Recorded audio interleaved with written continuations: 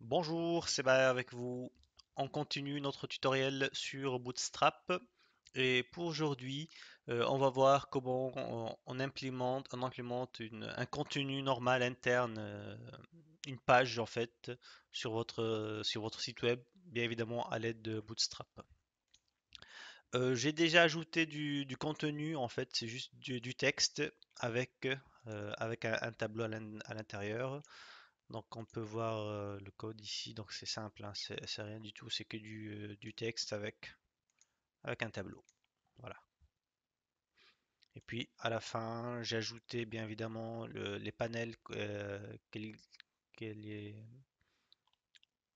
qu'elle est déjà là en fait depuis la dernière vidéo. Et bien évidemment aussi on a gardé le menu de navigation plus aussi le footer. Donc on a gardé ces trois blocs, hein, menu, panel plus footer. Très bien. Donc si on regarde le site, la page web, on constate, pour moi en tout cas, il y a quelque chose qui manque. C'est une image qui illustre le contenu. Il est très important d'avoir une image qui donne une information globale du contenu qui se trouve sur la page actuelle. Alors, bah, on va ajouter ça. Donc on va ajouter un contenu. Donc ça va être une image. Et puis elle doit correspondre à java.jpg. Bien évidemment, toujours, il ne faut pas oublier de remplir la propriété alt.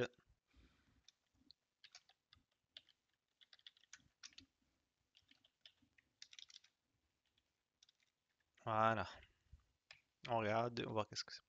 Très bien. Donc, il y a notre image, mais ici, vous allez constater qu'on a un souci, c'est que l'image n'est pas responsive. Donc, on va ajouter la classe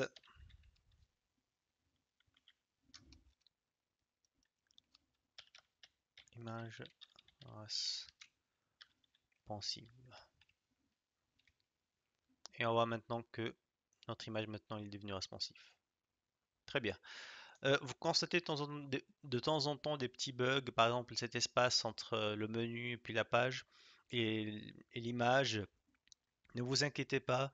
Ce que j'essaye de faire, comme j'ai dit durant les premières vidéos, c'est que j'aimerais utiliser le plus possible de Bootstrap et ensuite tout ce qui est des petites corrections à faire, on va les ajouter à la fin avec une feuille de style externe. Voilà. Ensuite, après l'image, il est très important de donner la hiérarchie de cette page par rapport à votre site web. D'où nous amène à une fonctionnalité intéressante, c'est les fils d'Ariane, ou sur Bootstrap, on les appelle ça les breadcrumbs. Alors, breadcrumbs, on va les voir ici. Alors, on va aller dans composant, on va chercher breadcrumbs, c'est là. Tout simplement, c'est une liste ordonnée qu'il faut juste l'ajouter. On va l'ajouter, on va le mettre juste en dessous de notre image. Et puis là, on va dire ici accueil, index.html. Ensuite, langage de programmation. Et enfin, Java. On va voir qu'est-ce que ça donne. Et on a ce petit breadcrumb qui s'affiche. Très bien. On passe maintenant au contenu. Alors, on se rappelle toujours, le contenu il doit se trouver dans la classe container. Donc, on va faire ça, div.container, et on va mettre le tout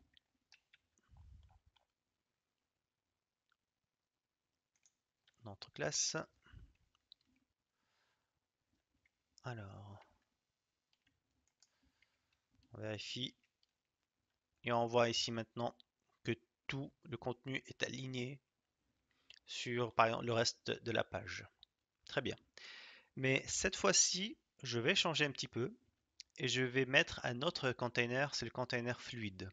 Vous vous rappelez, le container fluide, c'est le comportement de la page lorsque le contenu de la page est proportionnel à la taille de la fenêtre de votre navigateur web. Alors, j'ai changé et on va voir ça comment. Donc, vous remarquez ici, lorsqu'on change vers container fluide, le contenu il s'étend sur la largeur de la page.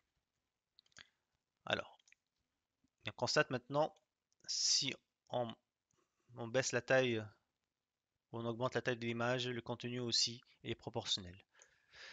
Par contre, il y a quelque chose moi personnellement j'aime pas, c'est que comme il s'éteint sur la totalité de la page, c'est pas très joli en fait à voir. On aimerait bien toujours avoir une petite marge à gauche et à droite.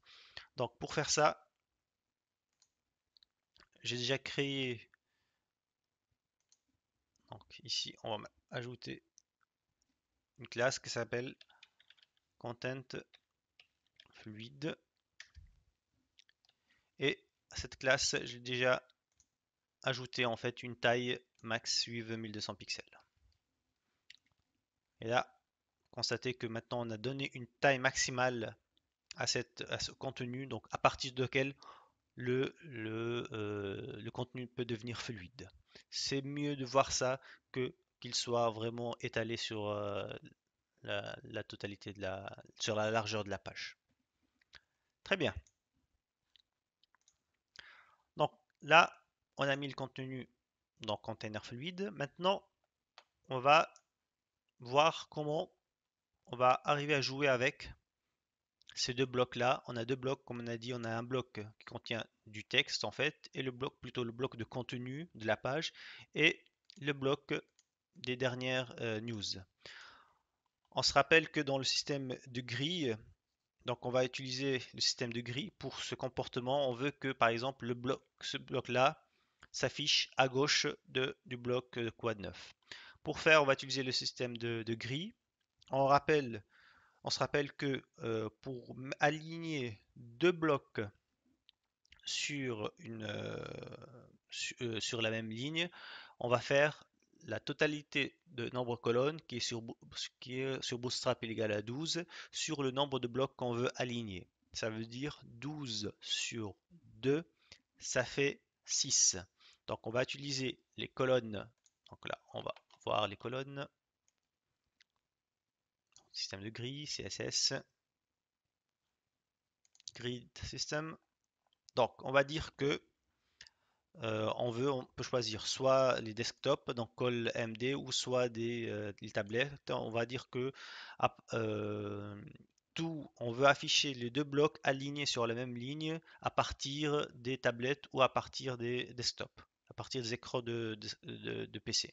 Pour le moment, on va commencer par call MD, puis on va voir qu'est-ce que ça donne, hein.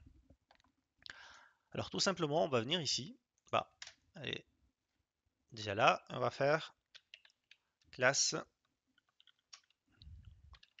call MD. On a dit 12 sur 6, ça fait 2. Donc 2. On va refaire la même chose ici. Par contre, on va ajouter.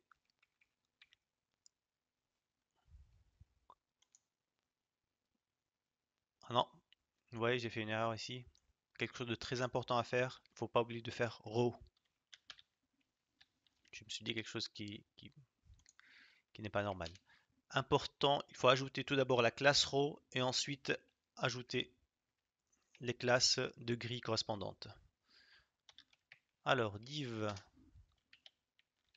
classe. Puis là, on va ajouter ça. Et puis, on va mettre. Qu'est-ce qui s'est passé là? On va mettre.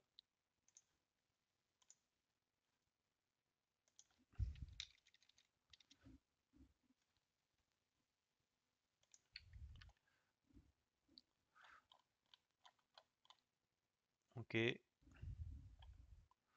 très bien.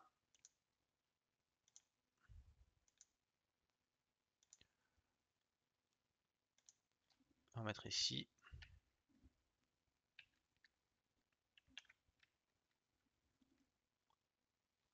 On a un souci là.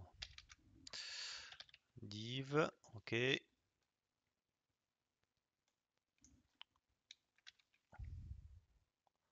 Ok, c'est bon ça.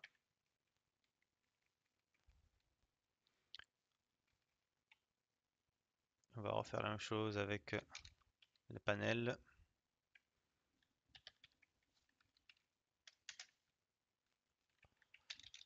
On va arriver, on va arriver, on va arriver. Close. Voilà. Et on met tout le contenu à l'intérieur ici. On indente. Alors il faut toujours faire de l'indentation. Voilà. Très bien. Alors, je pense qu'on est bon. Juste indenter ça. Alors, on va voir qu'est-ce que ça donne maintenant.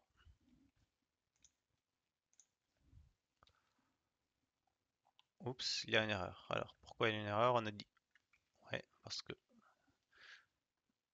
je fais ce que je dis pas. On a dit on a deux blocs. 12 sur 2, ça fait 6. Alors que moi, j'ai fait 2, 6.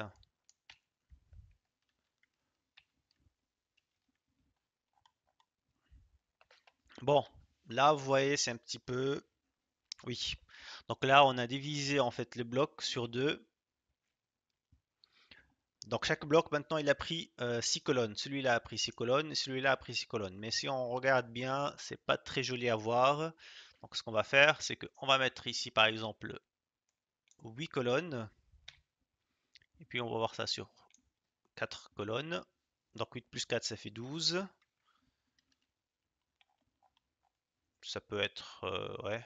On peut encore mettre 9 ici. Puis 3. Je pense que ça a l'air bon maintenant. Voilà. Donc là on a mis le contenu sur 9 colonnes. Et puis le les panels sur 3 colonnes. Ça a l'air bon. Qu'est-ce que vous en pensez? Très bien. Donc là, on a affiché maintenant le contenu avec les panels sur des grilles. On va voir leur comportement, comment il est. Donc là, on baisse et puis on va voir. Voilà, vous voyez, automatiquement, il va se remettre en ligne. Donc on garde comme ça lorsque l'affichage se fait sous forme de tablette. Donc, on va pas descendre jusqu'au col SM. Je pense que c'est déjà bien comme ça. Très bien. Donc, on a fini par l'affichage des grilles. Maintenant, on va passer. Il y a quelque chose que vous voyez qui n'est pas très joli. C'est l'affichage du tableau.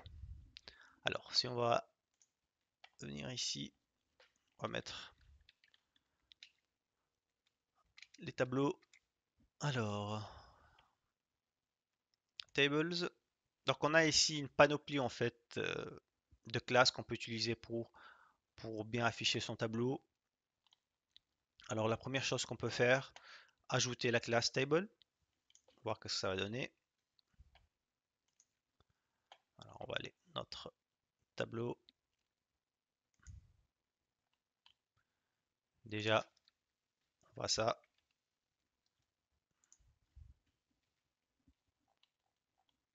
Ouais, c'est déjà pas mal. C'est déjà pas mal. Donc, on peut aussi améliorer donc la classe table. Donc, on peut améliorer ici, on peut voir en fait striped rows, donc une fois couleur, alternance de couleurs. Pourquoi pas.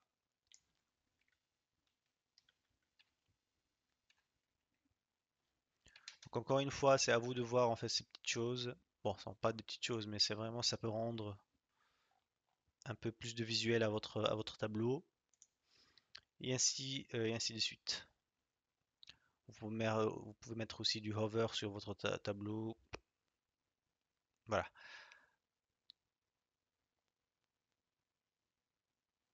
Alors là, ici, donc là, on peut aussi améliorer pour mettre un peu condensé, mais je sais pas si on peut le voir ici.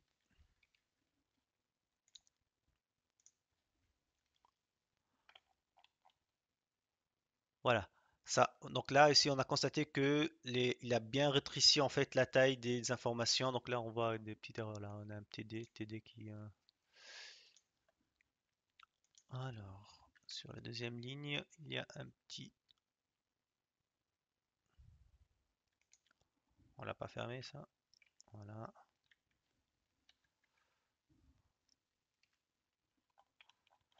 Voilà.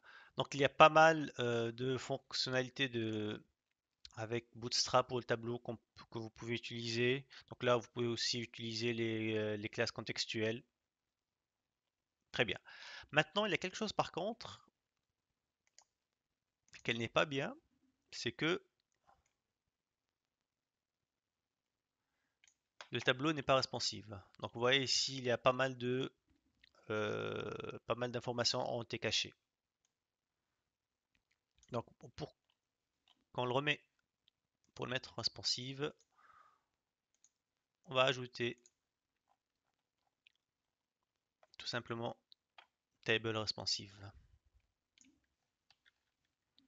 Lorsqu'on va ajouter ça, il y aura bon,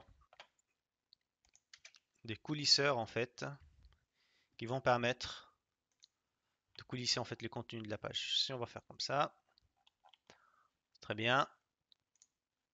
Maintenant, on va baisser la taille encore, c'est déjà bien. Par contre, on constate que on va l'afficher sous forme.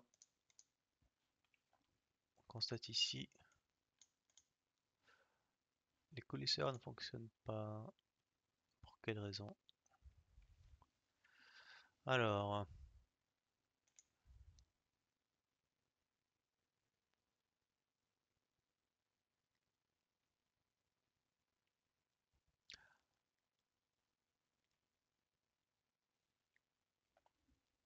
oui, il faut mettre juste en dessous, pas dans la classe able. Alors ici, donc il faut mettre table responsive. On va créer un div ici.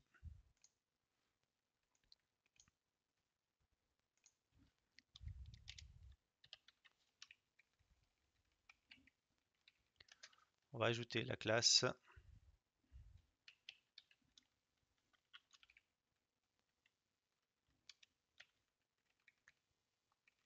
Comme ça, on aura notre tableau coulisseur. On rafraîchit. On regarde ici qu'on a le coulisseur qui fonctionne. C'est toujours bien d'avoir cette fonctionnalité pour voir en fait le contenu du tableau. Sachant que vraiment là, bon, le tableau il est énorme, hein, le nombre de colonnes. Mais c'est toujours bien de l'avoir. Excellent. Donc on a ajouté le coulisseur. Qu'est-ce que...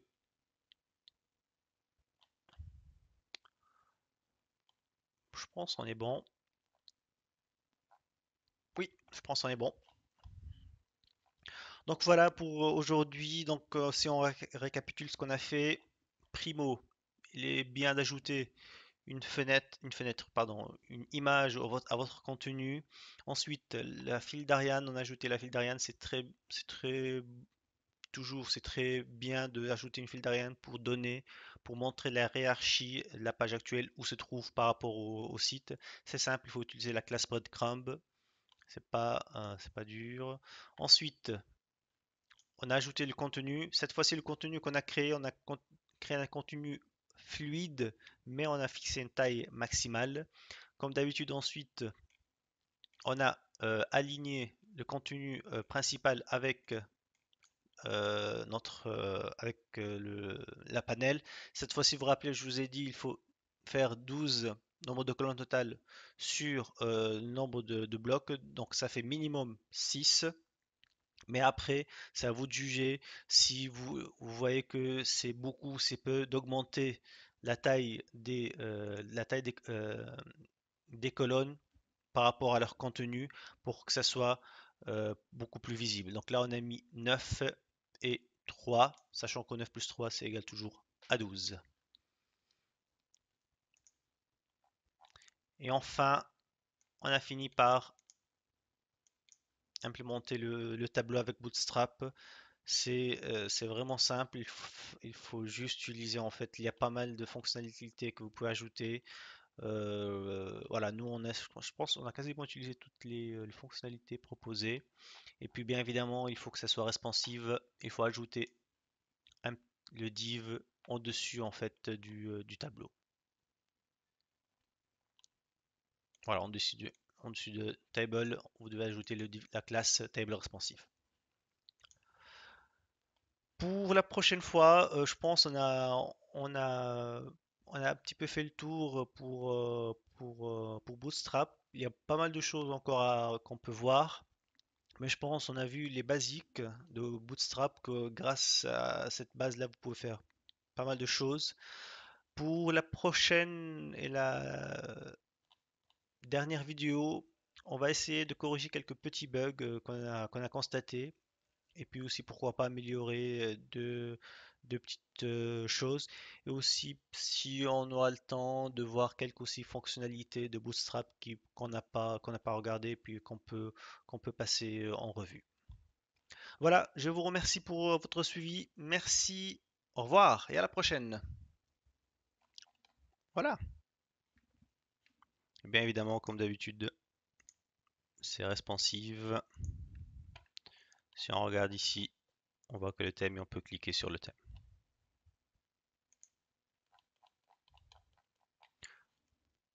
On peut encore améliorer, on peut faire d'autres choses dedans.